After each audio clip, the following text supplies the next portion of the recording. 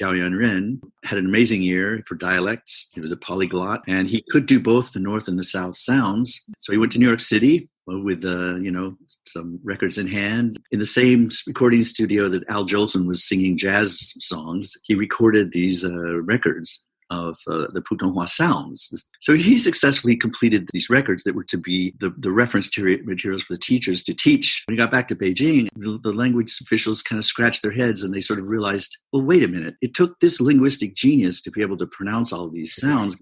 How in the world are we going to find teachers who are going to teach this to kids? And Zhao Yanren, jokingly said, for many years, I was the sole speaker of this special language that was supposed to be the language of 600, 700, 800 million people.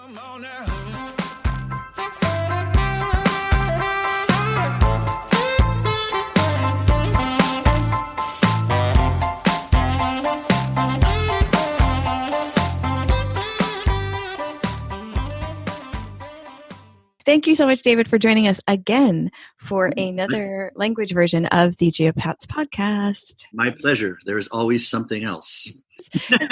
Sort of like language learning, right? There's always more to learn. There's always more to talk about. When you start forgetting the things you learned, you got to go back and have new refresher podcasts. So you got this podcast to the end of time, I think. I'm not sure that that's a good thing or a bad thing. I don't know. I don't know. Well, today we're going to exclusively talk about A Billion Voices, your book. So let's dive in. I love process questions. So we're going to do a little bit of the who, what, where, why kind of thingies and how, probably. Okay. When I do book ones where the author's not there, I usually just read the back cover. But now I can cheat and ask you, what is this book about? Okay. As the title suggests, it is a very compact and truncated, for reasons, the story of how China went kicking and screaming into the 20th century and 21st century, revising and collating its languages to create a unified speech that everyone in China could speak. And this included not only the spoken language, but the written language, which is notoriously complex and hard to deal with. And all of these forms, the forms of writing, the very script itself, the languages that were involved, and the dialects, because there were both languages and dialects, all had to be considered, all had to be understood, and all had to be put into a form that they could become pedagogically, available to China. Mm-hmm. And that turned out to be a very messy, long-term, very frustrating, very often contentious endeavor. And it's one that they aren't really finished with yet. There are still open questions and policies that haven't been quite decided yet. And so that's why I kind of structured the book in terms of battles and skirmishes and wars, because it was written about an era that was very war-torn. You're talking about the fall of the Qing dynasty, the 20th century, when the Republican government was trying to create a viable government, but at the same time fighting the Japanese, containing the warlords that were trying to take over China, and all at the same time trying to figure out how to unify this mass of different cultures and dialects that was China. So I found this very interesting, and Penguin had given me the assignment of writing a book on a scholarly topic of some kind, but making it short, readable, and not for those who were scholars in the field. And that was quite a challenge. Just deciding what to talk about was a challenge, but then also just explaining it all in very easy terms so that everyone could understand it. It was a fun challenge for me because I always find that I actually understand things better when I put them in easy terms for myself. Right. And then you can always make it harder once you get it. But, I had to get down and get back to the basics. And it was great fun. And I think the book kind of is a nice brief overview of all that chaos and struggle and linguistic confusion, which results in where we are today. Now, you mentioned there were still open questions. What are they? Well, for example, I'll start on one that's very relevant today, which is the status of the mini dialects. When they proposed this idea of coming up with a lingua franca, a Putonghua, a standard speech, a common speech, they had to make many compromises and consider many possibilities about what this speech would be and whether it would be drawn from various dialects, an amalgam of sorts, or whether you would just pick one dialect, which would be the prestige standard, and force all other dialects, all other regions to speak that standard. But this was primarily for the Han dialects, which are, the offshoots of what usually from partly Mandarin, but also partly the Han dialects that aren't Mandarin. But there were lots of other languages spoken in China too, such as Tibetan, such as the Uyghur language, such as Mongolian. And one of the questions was, for all of these dialects, does the standard Putonghua standard that everyone will have to speak in media and taught in the schools, does that imply that all these other dialects and spoken forms will gradually disappear and will no longer be spoken at some point in the future? Is that the goal? Or is the goal to merely provide a standard speech that people can use when these different speech groups want to communicate with each other in a common language? If it's the latter, is the continued existence and use of these languages and dialects in daily life assured by the Constitution? Or is it just something that we kind of hope will happen and we wait and see if they actually kind of die out naturally? So they're not really clear about this policy, and especially with the Uyghur language, which is a controversial issue at this point, right? Do they teach it in the school? Do we continue to teach it? Do we want it to die out?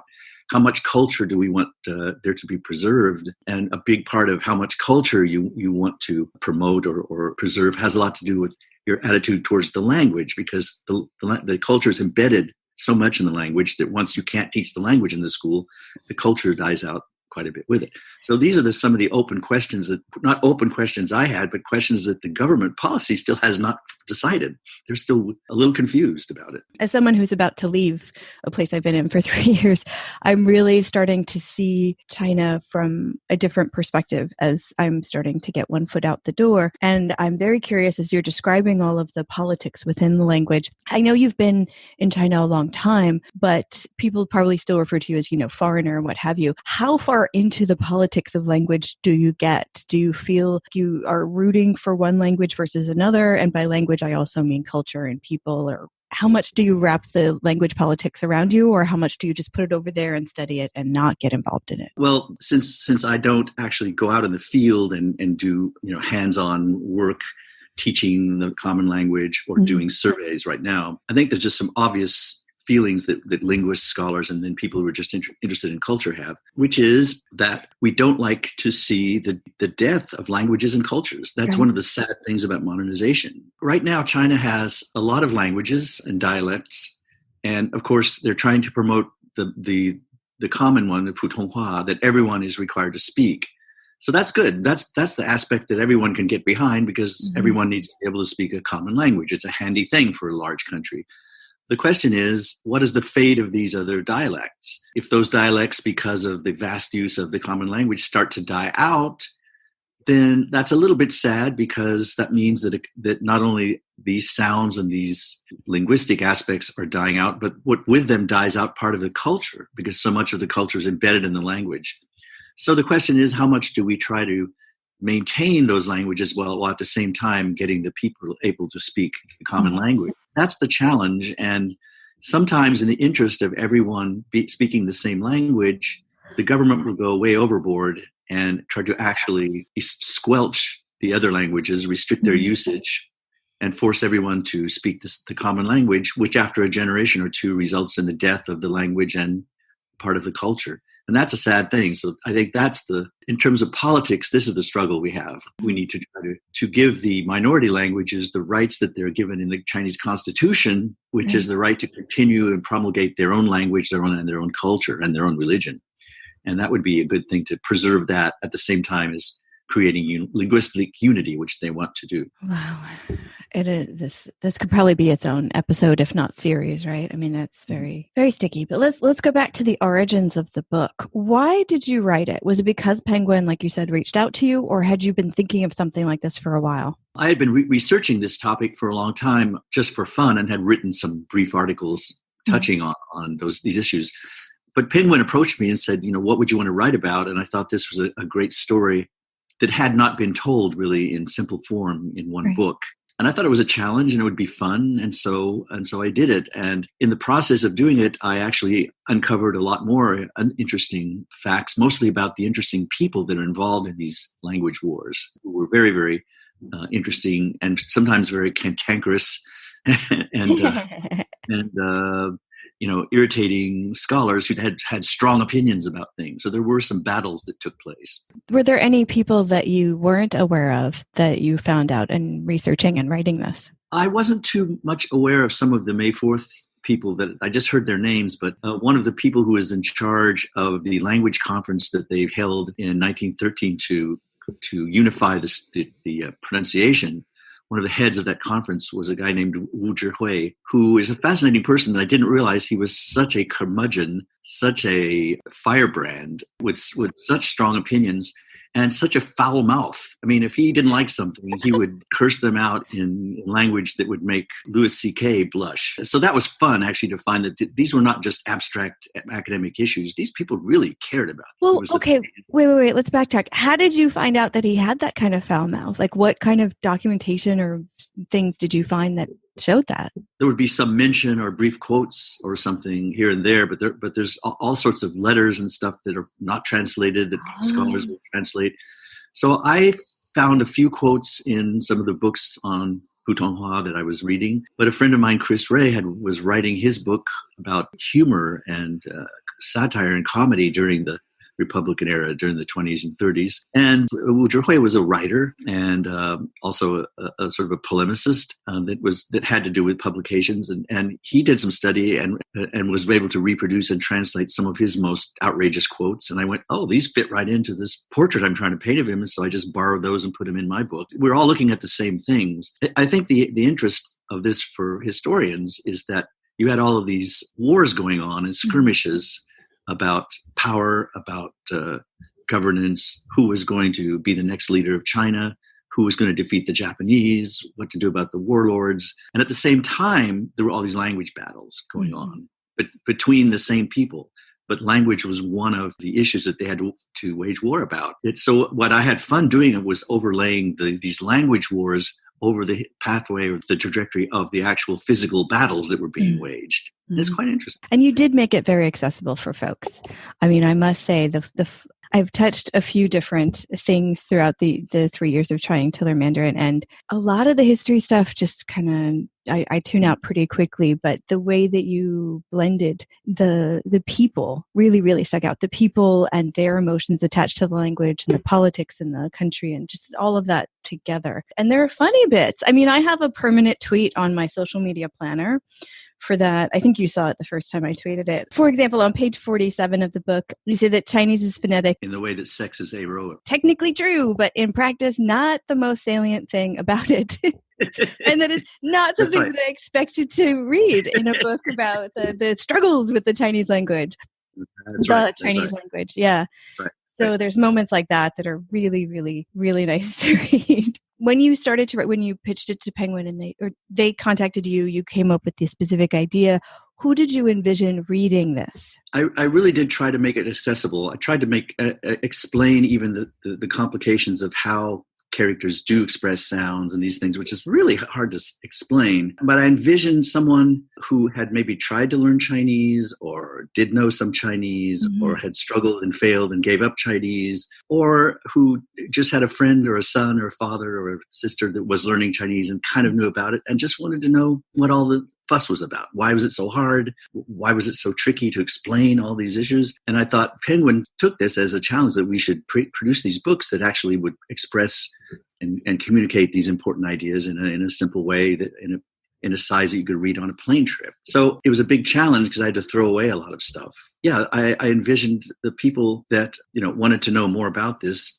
But what I found out when people started reading it and commenting on it was actually even people who are experts in Chinese or people who have taught Chinese or people who are Chinese and have been speaking it their whole lives, in fact, didn't know much of this material. I think the most surprise I got from was native Chinese speakers who said, I had no idea that Putonghua was a kind of a manufactured mashup of different dialects. I had no idea. And especially the parts in the book where Chairman Mao and Lu Xun and other people advocated actually eradicating Chinese characters altogether, something that's not in their textbooks. And I had Chinese people say, where did you get that? I don't believe that. No, Mao Zedong did not say he was going to abolish characters.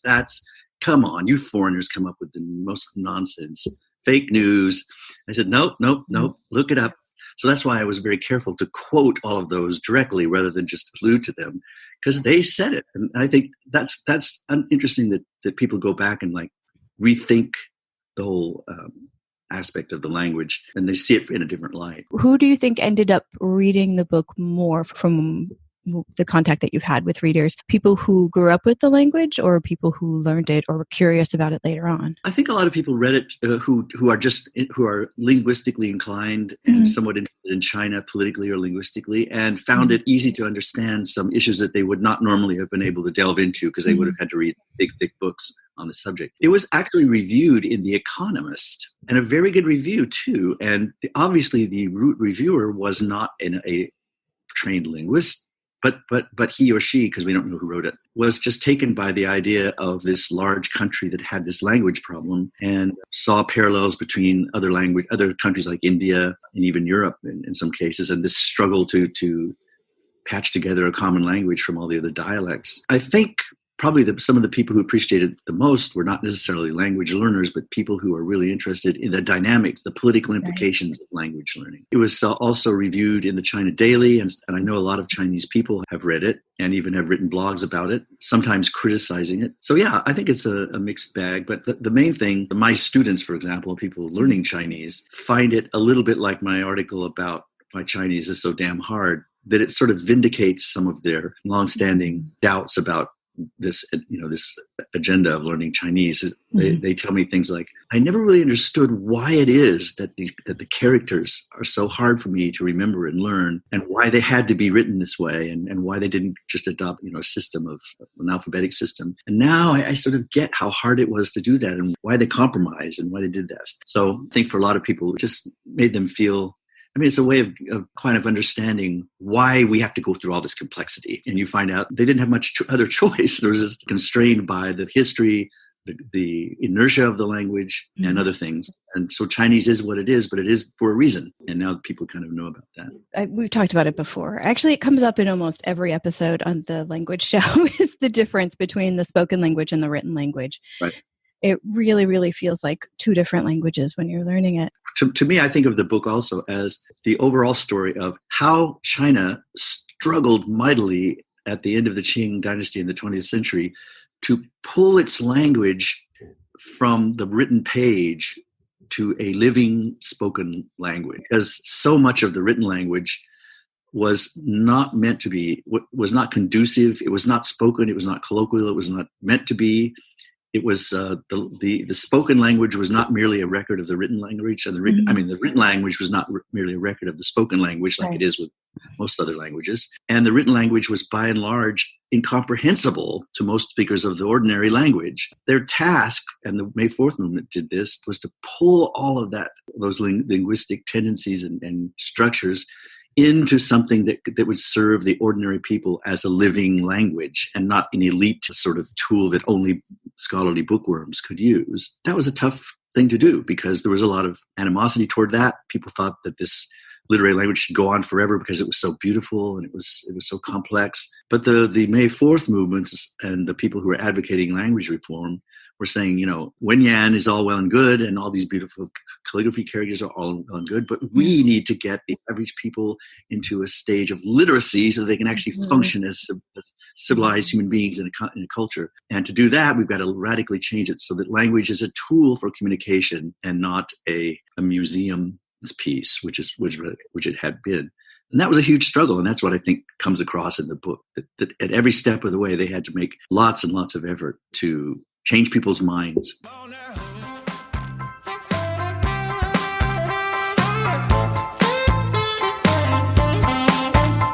At languagecardgames.com, we believe if you can play cards, you can learn foreign languages. We offer a variety of games for all ages and skill levels that will be perfect for your next study session, game night, or language club. We even offer free shipping to any location worldwide. What's more, you can get a special introductory price on your first game. Just enter the coupon code GeoPatsPodcast when you check out at languagecardgames.com. Since 2016, we've been producing addicting card games that function kind of like a Trojan horse for language learning. If you or someone you know likes to play card games, likes to learn languages, or both, this would be the greatest thing for them. If you've ever thought that learning languages is a struggle, or if you've just been looking for something to enrich your daily practice, rest assured we've got something for you. We've incorporated a grand mixture of easy and advanced language and linguistics concepts into our games so that as you play, you learn and grow. What could be better than that? Thanks for listening, and now let's get back to this week's episode.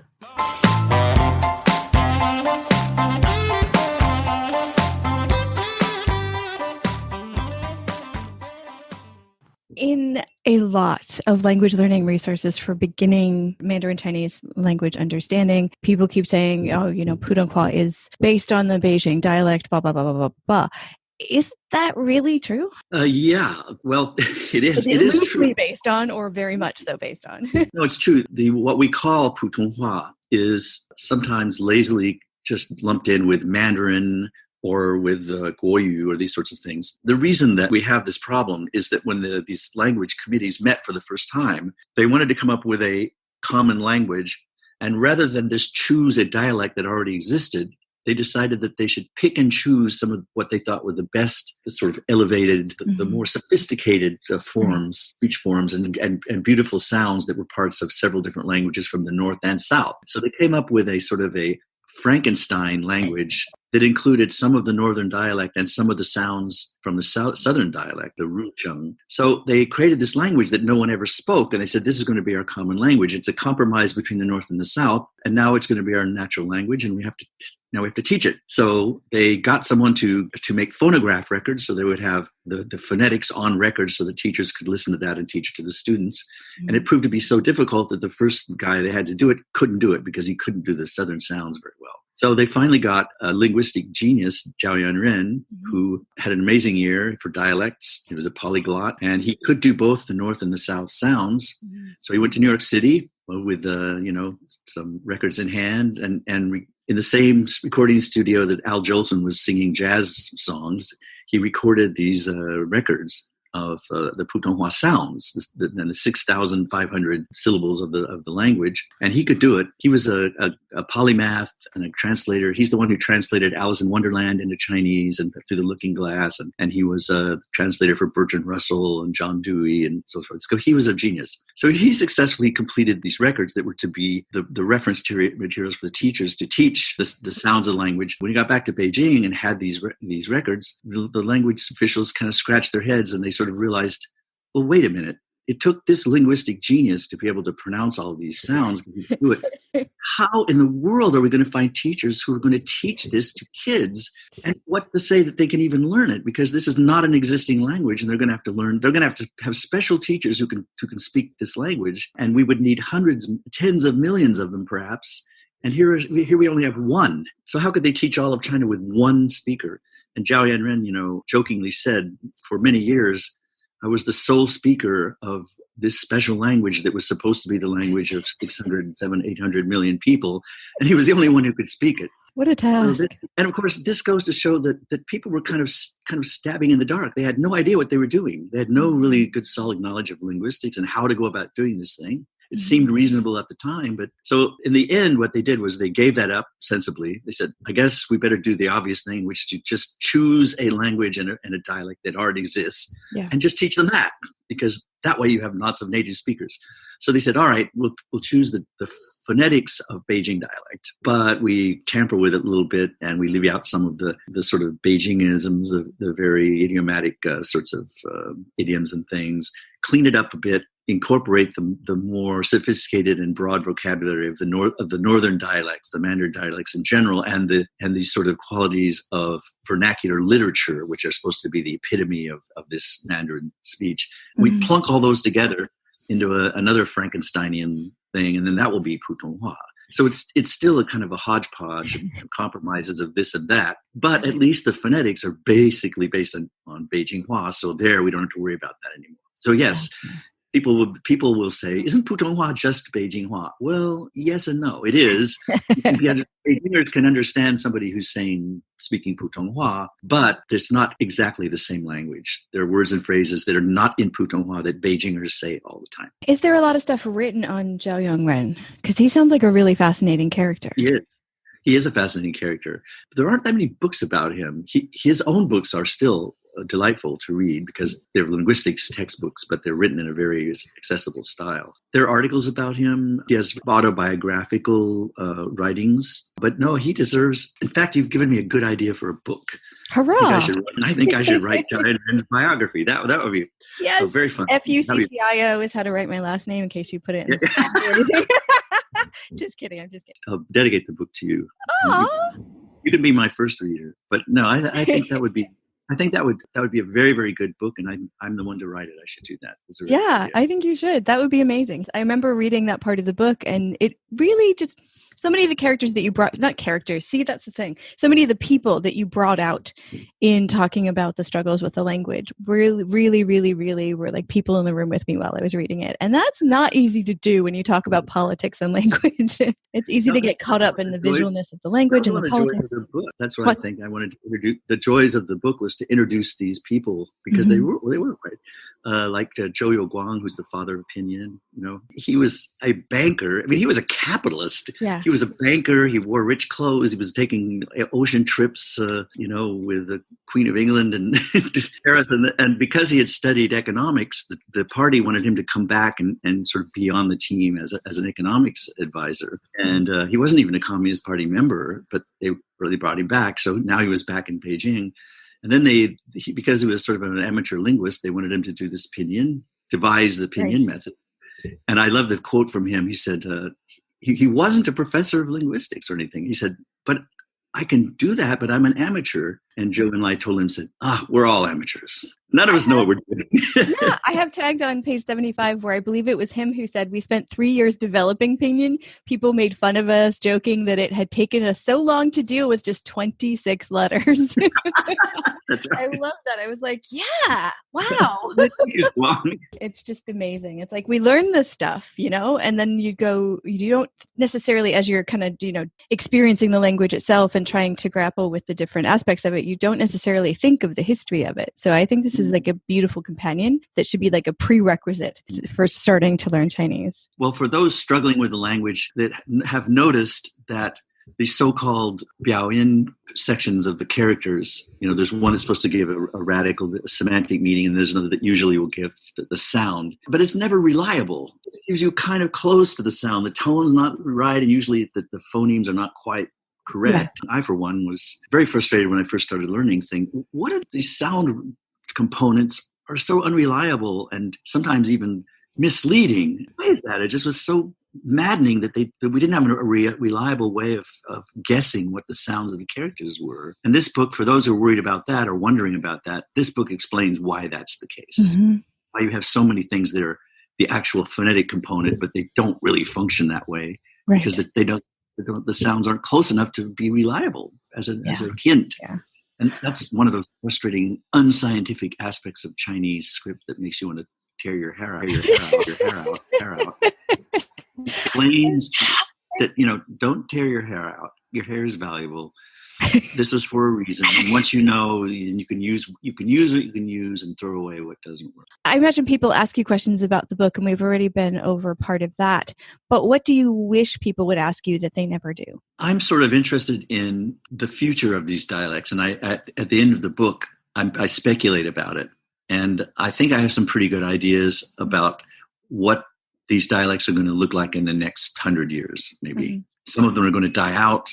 I think some of them will continue to exist. And I think that some of them will link together to create kind of new dialects. I didn't get into it too much in the book, but it's pretty clear that a dialect like Cantonese is not going to go away anytime soon, whereas a dialect like some forms of Hebei dialects are already dying out because kids watch TV and they just quit speaking it. But I think that people don't sort of realize that this is an ongoing problem. Some dialects are going to die out, just like maybe the Brooklyn accent's going to die out and all sorts of things die out. Blasphemy.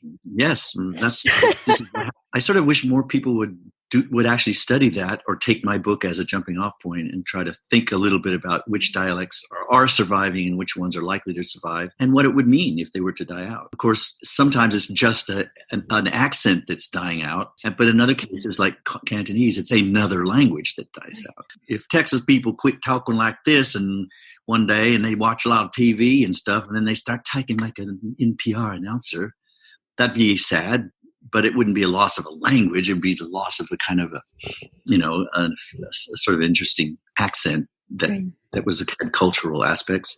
But I mean, if you lose the difference between, Spanish and French, that's a whole culture that's gone. And Cantonese has a whole rich culture associated with it. And when the language gone, the opera's gone, the books are gone, the stories and whatever legends even and stuff that are associated with the language are so lost. Much attached to the language that goes away with it. Yeah, absolutely.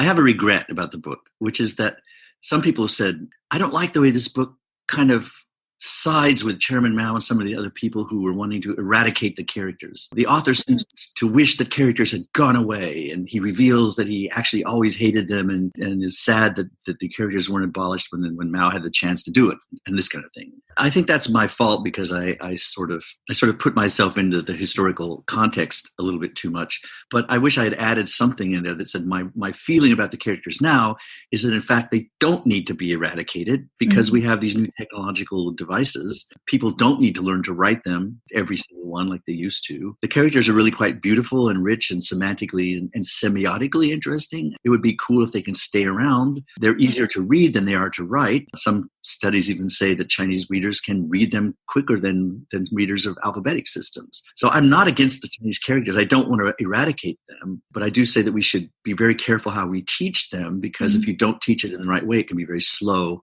and can keep students from getting a mastery of the spoken language. If I had made that all clear, it would be a whole nother chapter of the book. But I just want to make people clear that my comments about the Chinese language was that at the time when they were advocating elimination of the characters, that was a very reasonable path to take, because we did not yet have computers. We did not yet have digital tools. And it was a real threat to literacy. And they were very concerned in a patriotic way of making China a stronger country. And that meant a literate populace. And in that context, in the May 4th context and in the Chairman Mao context, it was not only a good idea, it was probably something that was inevitable if they wanted to create a literate society at that time. But times have changed, and now we really don't need to consider such a drastic move.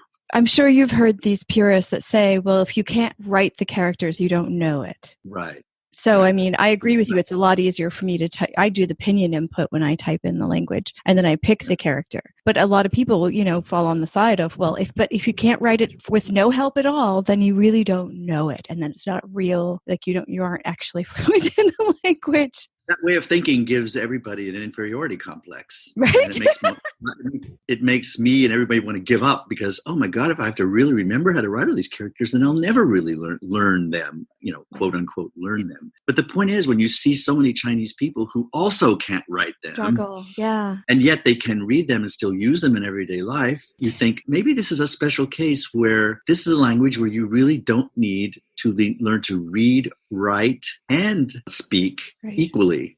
It may be that speaking is the main thing. Reading is the way that you get the sounds and the structures of speech. Writing by hand is no longer a necessary or essential skill. It just isn't. It's just like doing logarithms. You don't have to learn to use a slide rule now. You just have a calculator that will do the logarithms. So now you don't really need to get a pen and pencil and write the thing down. You just need to get it off the page and read it. How do you write in Chinese? What input do you use on your phone? Because I'm a weird guy who wants to maintain my ability to write, I usually try. I put it on the pad writer mode, and I try to write it by hand. And then, of course, every time I do that, I say, oh, darn, what is the character? So I have to go back to pinyin and enter it in pinyin and then suddenly remember it right. I'm someone who tries to make my daily text messaging reinforce my writing. And in the course of it, I realized I'm forgetting some really, really common characters that I knew solidly 10 years ago. I do that input on Pleco just for fun to try to guess the stroke order, but I don't do it when I'm texting someone because I just need to get meaning across and I'm very, very slow. Does stroke order count when you're doing that kind of input? The way the input works now, the way the technology is, you don't have to do the right stroke order. Sometimes if you do it completely wrong, it'll misinterpret what the character and come up with garbage. Sure. But there is a correct stroke order. Even the Chinese don't always get it right because there are these idiosyncratic ways they work, right? But as long as the basic form is correct on the screen, the computer can recognize that and it will pop up the right one. But if you're writing with a writing brush in a calligraphy class, there is a right and a wrong stroke order. And if you don't do the right stroke order, it won't look right. And your teacher will slap you on the wrist with a bamboo rod. This sounds like a personal story. Has this happened to you? I have dreams of eventually getting to a calligraphy class. It's going to happen, even if it's in a different country. I'm going to end up in a class with a giant brush and somebody slapping my wrist because I think I think the script is beautiful. It's frustrating, but I think it's absolutely beautiful. And I like there's sort of a meditativeness to the flow of it, whereas I think the Latin letters are pretty darn dull. Let's just say. I agree. That's why I got into Chinese, and I think a lot of people foreigners did too. That just the characters are so fascinating. You want to learn more about them, and then you, of course, you learn as much as you can, and you find that I could do my whole life doing this, and so you end up doing that. Right. I spent a good few months just playing with the radicals and the meaning, and those dang historical books that take the different radicals and go into their meanings and how the character changed over time. Man, that is a rabbit hole to prevent you from learning the language like no other. I was like, wait, I still don't know how to say eat or drink. Wait, this is a flaw. This is a flaw. I have to stop. Right.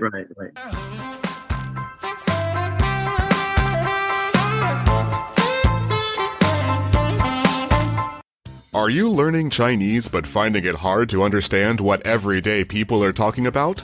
I've been there.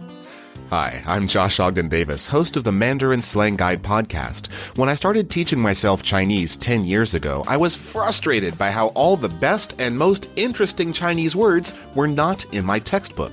That's why I made Mandarin Slang Guide. Each week, I host different Chinese guests from different walks of life to talk not only about the slang they use in their lives and work, but also about their personal stories.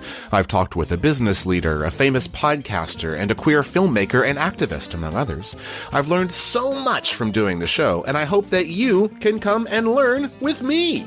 Just search Mandarin Slang Guide wherever podcasts are found.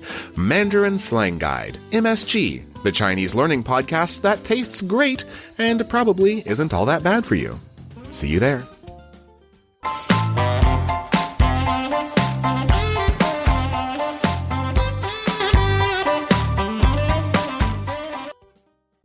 My advice to listeners about the language, because it's a really concern, it's a really possible drawback, is don't let the teachers or the books and everything start to give you the feeling that you have to keep struggling all day with the written language and go through a period before you can begin to address the spoken language. Or if you feel like the ratio seems to be like 70% writing characters and reading characters and only 10% speaking, there's something wrong with your language class, because it should be the other way around. You should be speaking from the beginning. You should be speaking as much as possible. You should be learning in tones, structures, idioms alongside the writing, but it should not be driven by the writing, which I have to say in most classes, the way they teach Chinese in China and the kind of classes my daughter went through, really much more than 50, 60, 70% of the emphasis of the whole class is on reading and writing those characters. Right. The tingshes and everything like that takes up most of their time. And they'll take up 80% of a class period writing and like reading them off the page. And then maybe just reading by rote some of the sentences, and never having dialogues, using sentences, using words in different semantic contexts. Sure. None of that. But they say, well, once you learn all these characters and learn enough of them, then you'll be able to speak and write. Nope. You'll just know those characters and how to write them. You still won't be able to speak and write. Yeah. Because you won't know the language. The language is the spoken language. So that's my advice to people. Don't let them fool you that China is mostly a writing system. It's a spoken language. It is both. But most people who are learning it as teenagers and adults are going to mostly be using it to speak. So yes, in that regard, absolutely. But honestly, it drove me crazy because I tried to find classes and tutors and things, and I just kept hitting wall after wall. And I was like, never mind, I'll go do stuff online at home. Because as an X-language teacher, it was very easy to understand what they were doing. They were taking how they taught children who can't even hold a pencil yet. So of course you're going to go slower and teach them the characters and kind of acculturate them in that way. So they teach adults like they teach children, but we don't have that kind of time. We don't have 4 or 5 years of input before we sit in front of them. Like, you know what I mean? They just copied and pasted what they did with children, with adults, and they're still doing that in language classes now. Yes. And it just doesn't. You're so right. Doesn't work. It just doesn't work for most people. Now, some people just trudge through because they're like, well, I don't know how else to do it. And they trudge through. But a lot of people drop out because it's just so dull. Our brains don't go that slow. As adults, we need it to make sense. We need it to be functional. We need it to, be more real than just doing that character 100 times. Yeah, you're exactly right. That's the problem. It's changing how that's taught. I mean, education, you know this. I don't have to tell you this, but for the listeners, education changes slower than almost anything else. So, yeah. Yeah. Even in the private language schools, yeah. I think with Chinese, some of the smarter students that I know, they soon realize what you were just describing, and they get out of it and they start doing it on their own. Yeah. Because now they have digital tools and their videos online and things. And they say, I'm so impatient with this, I'm going to learn it on my own. Yeah. And it's now the stage where actually you can do that. Before, I don't think it was even possible. But now if you're a smart learner and you're dedicated, you can learn on your own. You can. You need other people and friends to help you, but you don't need a standard classroom situation. Yeah. And to use the language, once you get to the point where you can produce stuff, you definitely do need other people. But there's a lot of content out there. And ironically, I think HSK prep materials are actually some of the better ones, which is just so frustrating. Test materials should not be the best language learning materials. They are. It doesn't make sense. But yeah, that's a whole other tangent. Do you have a favorite part of the book? The part that I really enjoy, and I wish I could write more about, is the Chinese language on the internet, because there's a lot of interesting stuff about that. But this was not a book about the internet, so I had to sort of play that down and just give hints of what it was like. But yeah, the internet, I could write a different book on just Chinese language. Okay, I'm sure you are, but have you seen the book Because Internet by Gretchen McCulloch? No. It's with English, not with Chinese, but she does, it's all about internet English and how it's changed, and very non-judgy, just observational stuff, and with tons of really fun examples. I love looking at how the internet changes languages. And so if you did the Chinese equivalent to that would be amazing. That's very interesting. Because internet. And she's very active on social media, and she co-hosts a podcast called Lingualism, where they dig into different aspects of the language. But the podcast is not specifically the internet, but Because Internet, the book is. So yeah, it's very, very cool. That sounds great. I'll check it out. Yeah. And then write the Chinese version of it, so the rest of us can read it in English. So you have a lot of writing to do after this now. You're just going to have to turn all your devices. Thanks a lot, Stefan. Writing. Yep. There you go. I have enough projects already. Now I have 5 more. Okay. This is what I do. I don't actually do anything. I just talk other people into doing the things I would like to be able to do. Yeah. Okay. This is my goal in life.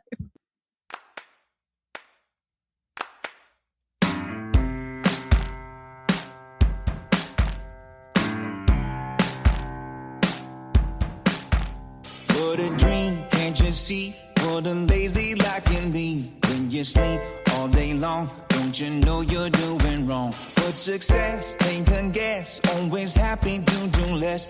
An excuse every day, how you gonna earn your way in the glass? Can't you see all your blooming vanity? So in love with yourself before anybody else. Wear a mask that you bought, never stumble on a thought, till your beauty is gone like the whore of Babylon. Well, I hope you figure it out before you wind up getting served. And I hope you figure it out before you get what you deserve. For greediness, nothing less, it's the sin of your excess. You inspire your desire, all the smoke without the fire. And the blame, don't it sting? Always wanting everything. Avarice you possess, now your debt is prospering. Well, I hope you figure it out before you wind up getting burned. And I hope you figure it out, and you can tell us what you learned. Well, I hope you figure it out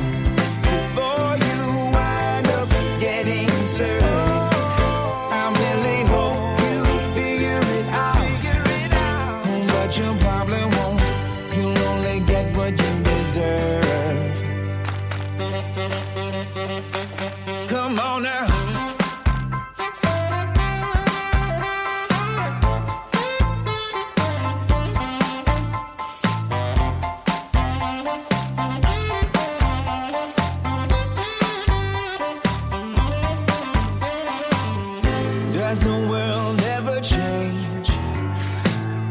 Does it ever really grow? Or does it just turn around and remain always in the status quo?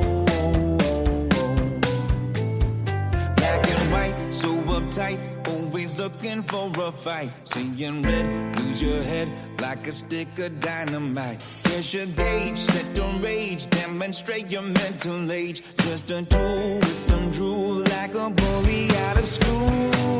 Oh yeah, well I hope you figure it out before you wind up getting burned. And I hope you figure it out, and you can tell us what you learned. Well, I hope you figure it out before you wind up getting served. I really hope you figure it out, but you probably won't. You'll only get what you deserve.